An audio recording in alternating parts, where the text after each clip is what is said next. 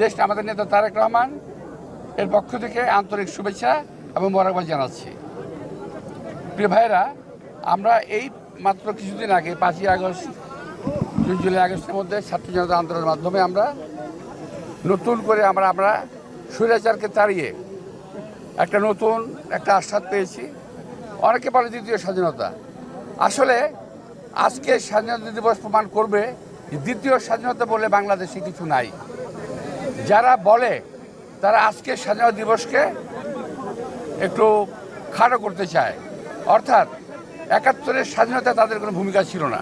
1971 এর মুক্তিযুদ্ধ আর 2024-এর মুক্তিযুদ্ধ, উভয় মুক্তিযুদ্ধেই জনগণের বার্তা একটি: বাংলাদেশকে দমিয়ে রাখতে পারবে না ইনশাআল্লাহ।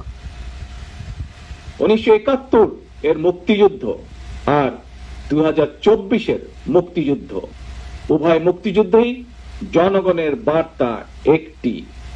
কি সেটি? সেই বার্তা হলো শর্ত দিয়ে স্বাধীনতা হয় না।